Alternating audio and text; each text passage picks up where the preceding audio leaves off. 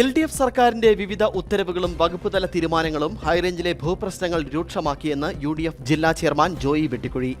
ചിന്നക്കനാലിലെ revenue ഭൂമി വനഭൂമിയാക്കി മാറ്റിയ സർക്കാർ ഉത്തരവ് മരവിപ്പിച്ച് ഇന്ന് സമരസമിതിയുടെ പന്തലിൽ വെച്ച് പ്രഖ്യാപനം നടത്തിയ മുൻമന്ത്രി M. M. മണി ഈ ഉത്തരവ് മരവിപ്പിച്ച സ്ഥിതിയിലാണോ അതോ പ്രാബല്യത്തിൽ ആണോ എന്ന് വ്യക്തമാക്കണം. ജനങ്ങളെ കബളിപ്പിച്ച് തടിയൂരാതെ ഭൂപ്രശ്നങ്ങൾ പരിഹരിക്കാൻ സർക്കാരിന്റെ സമ്മർദ്ദം ചെലുത്താൻ LDF നേതാക്കൾ തയ്യാറാകണമെന്നും ജോയി വെട്ടിക്കുഴി വാർത്താ സമ്മേളനത്തിൽ ആവശ്യപ്പെട്ടു.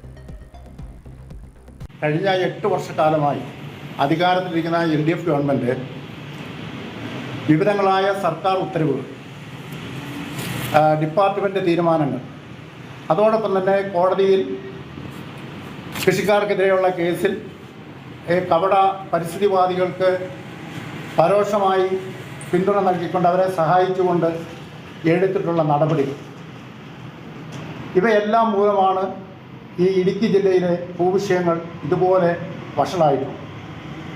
വാസ്തവത്തിൽ ഈ ഭൂവിഷയങ്ങൾ മുഴുവൻ വഷളായി ജനങ്ങളുടെ സ്വൈര്യ ജീവിതം തകർന്നു എന്നുള്ളതാണ് യാഥാർത്ഥ്യം. ഈ ഒരു ദുസ്ഥിതിയിലേക്ക് ഈ ഹൈറേഞ്ച് ജനതയെ തള്ളിവിട്ടതിൻ്റെ ധാർമ്മിക ഉത്തരവാദിത്വം മുഖ്യമന്ത്രിക്കും M. M. മണി MLAയ്ക്കും ഉള്ളതാണ്. ചിന്നക്കനാലിൽ വലിയ സമരങ്ങൾ നടന്നപ്പോൾ സമരപന്തലിൽ ചെന്നിട്ട് അദ്ദേഹം പറഞ്ഞു, ഗവൺമെൻറ് ഇറക്കിയിരിക്കുന്ന ഉത്തരവ് മരവിപ്പിച്ചിരിക്കുന്നു എന്നാണ് അദ്ദേഹം പറഞ്ഞത്. ഇപ്പോൾ ആ ഉത്തരവ് മരച്ചാണോ ഇരിക്കുന്നത്, പ്രാബല്യത്തിലാണോ നിൽക്കുന്നത് എന്നുള്ളത് അദ്ദേഹം വ്യക്തമാക്കണം.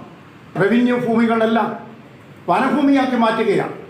ഗവൺമെൻറ്റിന് മേൽ സമ്മർദ്ദം ചെലുത്തി ഈ ഭൂപ്രശ്നങ്ങൾ പരിഹരിക്കുന്നതിന് വേണ്ടിയിട്ടുള്ള നടപടികൾ സ്വീകരിക്കുവാൻ, അല്ലെങ്കിൽ അതിനുവേണ്ടി ഗവൺമെൻറ്റിന് മേൽ സമ്മർദ്ദം ചെലുത്താൻ അവർ തയ്യാറാവുകയാണ് ചെയ്യേണ്ടത്.